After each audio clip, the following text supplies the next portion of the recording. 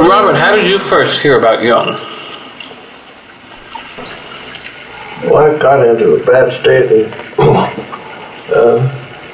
went to a kind of a derivative Jungian in Los Angeles, Fritz Kunkel. Good man. He did good things for me. And that started me off. And what was his connection with Jung? He was taking Jung's ideas and trying to make a new psychology. It would be the next thing after Jung. And it didn't work. Not known now. What did he think was a shortcoming in Jung that we needed a new? It wasn't his. He was a sweet old man. He saved my life for me. Was he German? Sounds like it. Yeah. I presumed he was a Jew and had fled Germany in the 30s. I found out later that he was not Jewish, that he'd seen what was coming and left. And his wife was a Nazi, stayed. So how did you end up in Zurich? You wouldn't believe it. I went to Europe. Didn't know Jung was alive. They say I went to study with Jung, but that's just because that sounds better. Thank you. I made a friend. We've gone to a music festival in Strasbourg. I was running out of money. Well, from this close to Switzerland, this is the only time I'll ever get to see Europe. I'm going to go see Switzerland. So we got on a train and went to Zurich. And my friend had a fourth cousin, 3 times removed or something, in Zurich. So we went to meet her. And she says, "Oh, there's somebody you've got to meet." So she phoned Yolanda Jacobi. And Jacobi, who always smelled money if it was anywhere around, said, "Come over right away." So the two of us went a few blocks over. And Jacobi told me that, and it was her business, she started the Jung Institute. Jung said, "No way." But he said, "You can start it if you're stupid enough." So they were starting that fall in 2 weeks. So before I knew what was happening, God works in very, very strange ways. I was a patient of Jacobi and enrolled in the school. That's how it happened. Were you speaking German or in English? The school was in 2 sections, a larger section in English. Because she was Hungarian, right? Yeah. Mm-hmm. And she was Hungarian Jew, right? Yeah. Nice person. But I had a big dream, one of these just archetypal, cosmic dreams, and she refused to discuss it. Really? She said, "You're a young man." I don't know, 26 or so. And that's an old man's dream. We're not going to discuss that.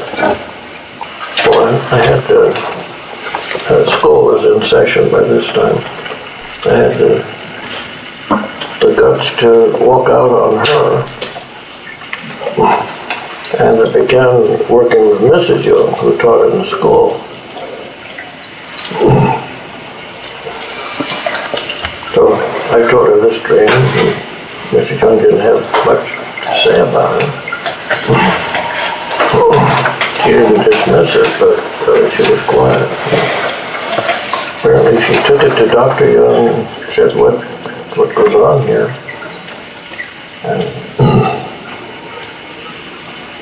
that Dr. Jung read it and he said, you get that fellow out here right away.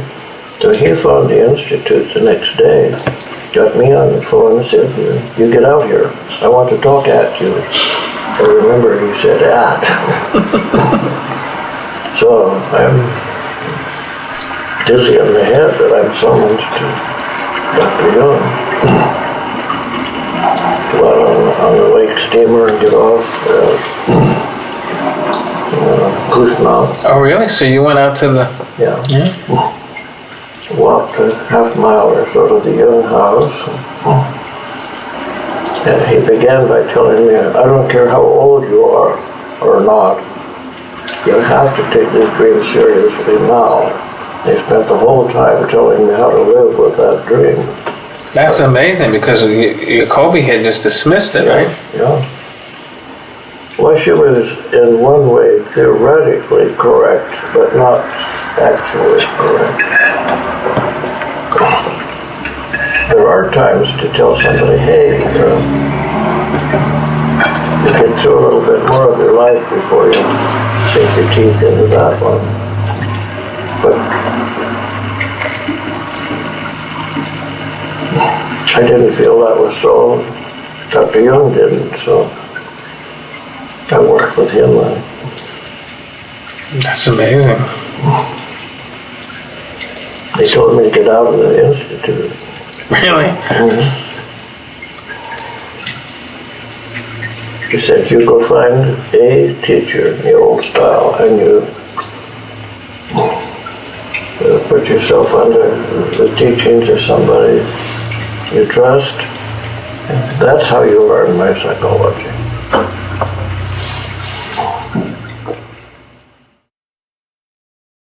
So how did you get interested in Jung as a philosopher? When I went to college, behaviorism was the rage. And the psychologists all wore white coats.